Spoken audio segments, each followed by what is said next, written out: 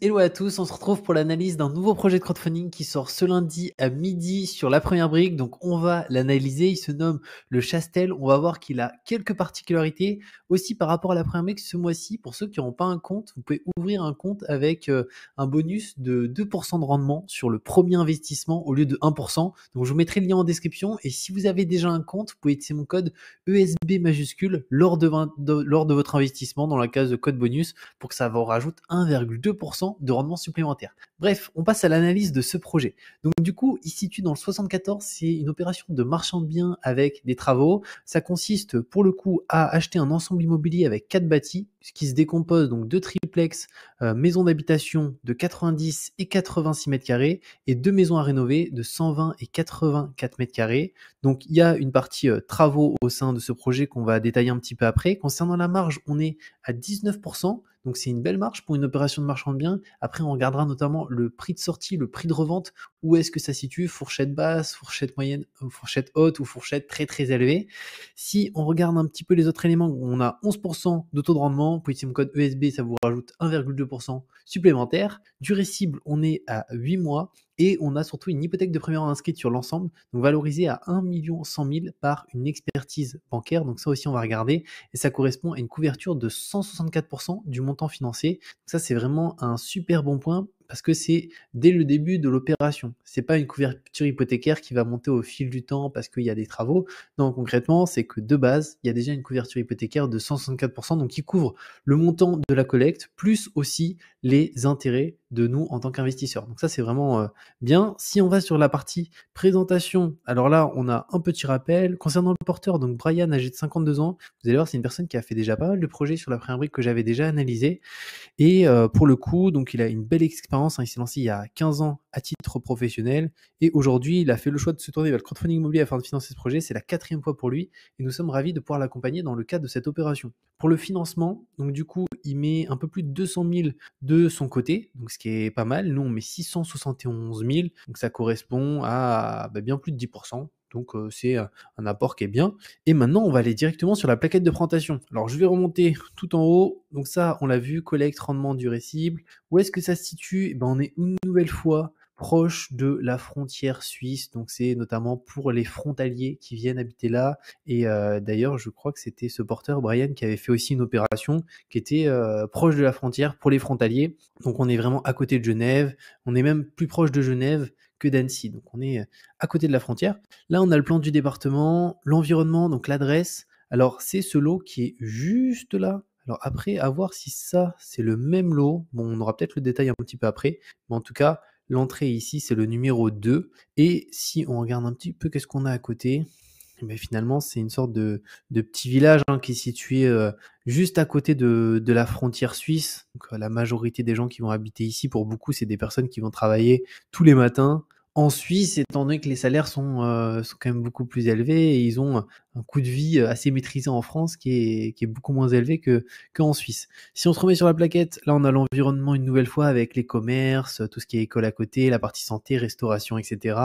L'environnement au niveau de la population, donc une augmentation sur les 5 dernières années, plus 15%. Donc très certainement une nouvelle fois des frontaliers suisses qui viennent s'installer. C'est intéressant parce que chaque année, bon là on a les chiffres jusqu'à 2019, donc ça sera intéressant d'avoir jusqu'à 2022, mais en tout cas on peut voir que pour le coup ça n'a fait qu'augmenter année après année. Là on a l'environnement, donc c'est la typologie des biens. Si on descend les visuels, c'est bien ce bien qui est juste là. Alors c'est marrant, cet élément qui est là, c'est peut-être ce qui est présent derrière. C'est peut-être, on va regarder, est-ce qu'on a d'autres infos? Donc oui, à mon avis, alors quoique, tac, quoi? Ah oui, alors donc oui, c'est cette partie-là. Et cette partie-là aussi, visiblement. D'accord. Et là, on a des photos, juste là. Donc on peut voir que ici, il y a une maison, donc du coup, qui est totalement, visiblement à refaire, parce que du point de vue, en tout cas, extérieur, il n'y a plus de fenêtres, il n'y a plus de portes, il y a la toiture à refaire et beaucoup d'éléments. Là, on a une nouvelle fois des visuels juste ici, avec pas mal de travaux. Là, l'intérieur, donc ici par contre l'intérieur c'est nickel. Alors, on ne sait pas ça correspond à quel lot, mais là ça a déjà été refait visiblement. Et ici, pour le coup, c'est on va dire pas au goût du jour, mais il n'y a pas l'air d'avoir non plus des énormes travaux, ça a l'air d'être plus du rafraîchissement juste là. Si on descend, là on a les visuels d'une des salles de bain, une chambre aussi, donc ça c'est des choses qui vont être, j'imagine, rafraîchies, on va le voir après. Et là on a les visuels avec du coup les places de stationnement qui vont être créées ici et aussi les différents lots. On peut voir ici 80 mètres carrés environ, 87 mètres carrés ici. On a le C ici 149 et on a le D ici qui correspond à combien? 254 mètres carrés. Il y a aussi des caves juste là. Ok. Si on descend, donc là on peut voir concrètement, c'est que sur la photo tout à l'heure, en fait, on était là dans cette rue. On voyait que cette façade qui est là. Mais visiblement, il y a une entrée en fait par ici en bas qui permet de monter directement pour accéder à la parcelle et aussi directement aux différents lots.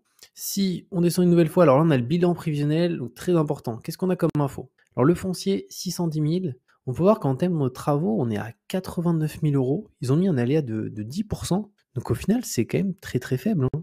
Installation de chantier et nettoyage 2400, aménagement de l'extérieur de l'ensemble, aménagement des caves, réfection de la toiture et nettoyage de la façade. Réflexion de la toiture, j'imagine que c'est celle qu'on peut voir là, mais aussi celle-ci, parce que ça a l'air d'être le même lot. Ça a l'air d'appartenir aussi à cet endroit-là. Donc c'est certainement la toiture qu'on voit là. Et qu'est-ce qui nous indique d'autre? Réflexion de la toiture. Ensuite, terrassement et création d'un accès. Et ensuite, on a un aléa. Ils ont mis un aléa de 10%. Donc c'est bien. D'habitude, on est sur des aléas de 5% pour les travaux. Après, ouais, il y a l'air d'avoir quand même pas mal de travaux. Donc à voir, on va voir d'ailleurs pour les travaux, est-ce que c'est eux qui les font ou est-ce qu'ils font appel à une entreprise? Si c'est eux qui les font, bah, il y a peut-être des coûts un peu plus maîtrisés parce que bah, ils margent pas sur leurs propres produits, quoi.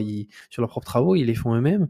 Donc on va descendre un petit peu plus bas et on peut voir donc prix d'acquisition 1600, coût de travaux donc 438 euros le mètre carré et prix de sortie 2911. Ça aussi, on va s'y attarder un petit peu après. Donc là, on a un petit rappel sur le foncier. Et un petit peu plus bas, donc les travaux. Donc dans le cadre de ce projet, une enveloppe de 89 000 euros est prévue pour les travaux, aléa de 10%. Ces travaux portent uniquement sur les 2 maisons à rénover, les triplex étant quasi neufs. Ah oui, donc c'est pour ça que évidemment que le budget travaux est assez faible, c'est qu'on a déjà 2 biens totalement neufs. 2 entreprises ont été sélectionnées pour assurer les travaux, un prestataire pour la démolition et la reprise de la toiture, un autre pour l'aménagement du terrain et la viabilisation. Le cahier des charges comprend notamment le changement de la toiture. Donc, je vous en parlais, la toiture, c'est vrai qu'on dirait qu'il fallait la refaire. Donc ça, ils vont refaire. L'aménagement d'un chemin d'accès aux différents lots, la démolition d'un abri de jardin, ne nécessitant pas de permis de démolir étant donné la nature du bien. Ah bah en fait, je pense avoir compris. Ça, à mon avis, c'est un abri de jardin, cet élément-là, hein. C'est pas... Enfin, quoique... Mais non, c'est pas un abri de jardin, ça. Bon, dites-moi ce que vous en pensez en commentaire. Non, c'est bien un lot ici. C'est pas un abri de jardin. C'est que peut-être qu'il y a un abri de jardin qu'on n'a pas vu, parce que l'abri de jardin, à part si c'est cet élément-là, l'abri de jardin, ou... Ouais, à voir. À voir. Bon, on verra. On va regarder encore un petit peu en bas si on a d'autres infos. Du coup, si on se remet là. Donc, changement de toiture, aménagement d'un chemin d'accès aux différents lots, démolition, abri de jardin, donc ne nécessitant pas de permis de démolir étant donné la nature du bien. Le projet fait état d'une charge travaux relativement peu importante, ce qui représente un excellent point car cela permet de limiter les dérapages potentiels sur le calendrier de l'opération.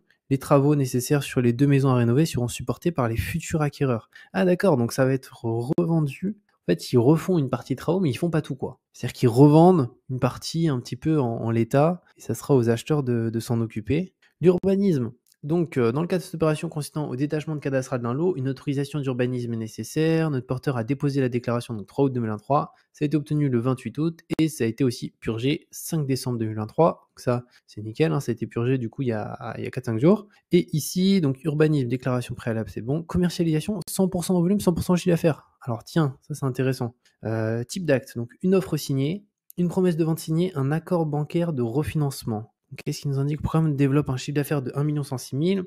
L'ensemble des lots proposés à la vente sont pré-commercialisés, liés à travers une offre d'achat. Signature de la promesse prévue avant la fin de l'année. Ok. Et l'un et l'autre vient une promesse de vente notariée signée. Donc celle-ci, elle est déjà signée. L'offre d'achat portant sur la grande maison prévoit une condition de déclaration préalable, mais pas de condition suspensive de financement, ce qui est une excellente nouvelle. La promesse portant sur la maison de 84 mètres carrés ne prévoyait aucune condition suspensive de financement, mais une autre excellente nouvelle, le financement a été obtenu. D'accord, bah ça c'est top. Et enfin, concernant les 2 triplex, notre porteur prévoit de les conserver en exploitation locative ayant reçu une offre de refinancement par sa banque. Compte tenu de notre hypothèque de premier rang, les fonds décaissés dans le cadre de ce refinancement viendront en remboursement de notre emprunt. D'accord. Maintenant, l'étude du marché au niveau du prix de sortie. Donc on est à 2911. Pour le coup, est-ce qu'ils ont mis étude de... Non, ils n'ont pas mis étude appartement, enfin les duplex neufs et étude des maisons. Donc c'est visiblement moyenné, hein, par rapport aux différents lots. Bon, il y a très certainement les duplex neufs qui ici sont peut-être plus chers en termes de prix au mètre carré que les maisons. Là, on a du 120. Ah, quoique. Quoique. En fait, c'est des duplex, oui, mais c'est des maisons duplex, hein.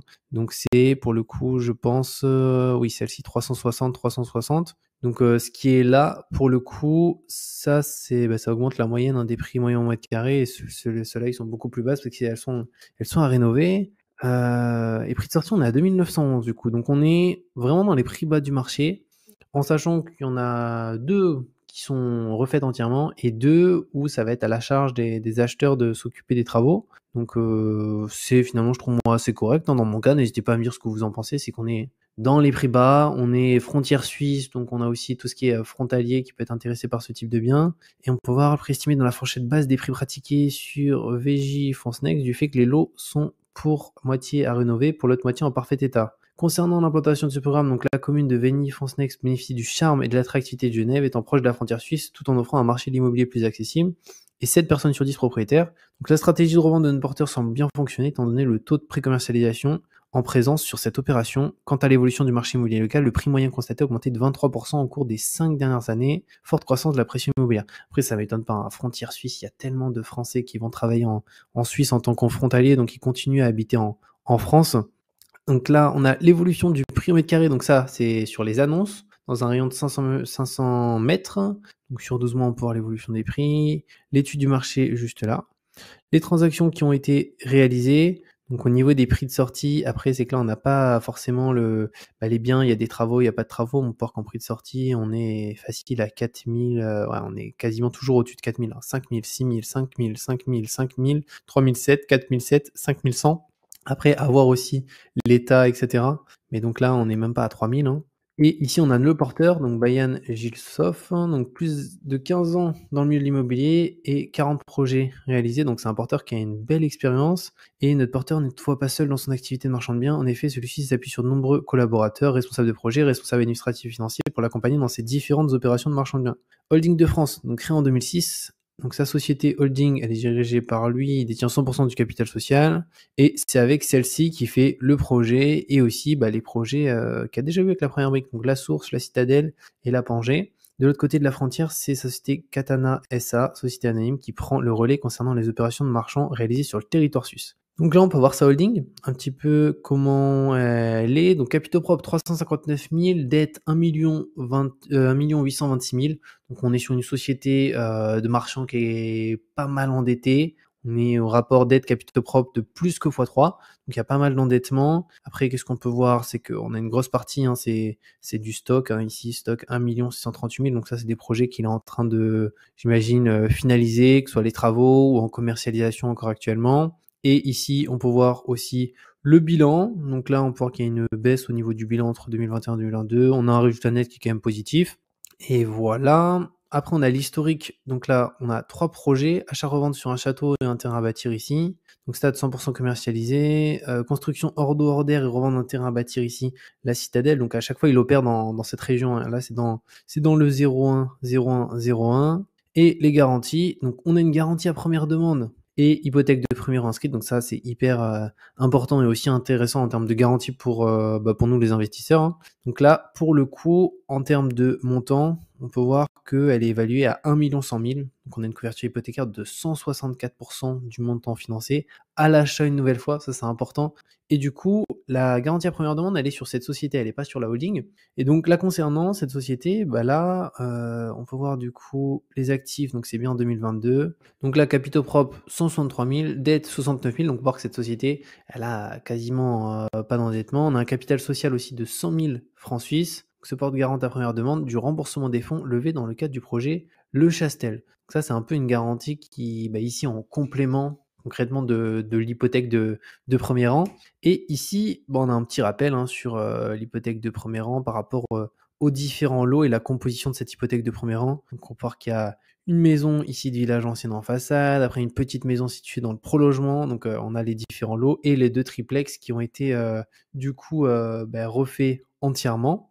Donc voilà, un petit peu plus bas, qu'est-ce qu'on a? Donc on a un peu la structuration ici, et après le calendrier. Donc là, décembre 2023, levée de fonds, août 2024, revente prévisionnelle des lots, et avril 2025, remboursement maximal du projet. Et franchement, c'est vraiment pas mal. N'hésitez pas à me partager ce que vous en pensez. Moi, ce que j'aime bien, c'est que c'est frontière suisse et on a vu l'immobilier, il se porte bien et surtout qu'on est sur des endroits où généralement il y a une demande qui est assez forte parce qu'il y a les frontaliers qui vont travailler en Suisse. Après, on a une belle commercialisation, 100%. Alors, on l'a vu, hein, il y a des stades où il y a de la condition suspensive, d'autres où c'est des offres, juste une offre. Donc, il y a plusieurs stades, mais c'est intéressant de voir qu'il y a de la demande à ce niveau-là.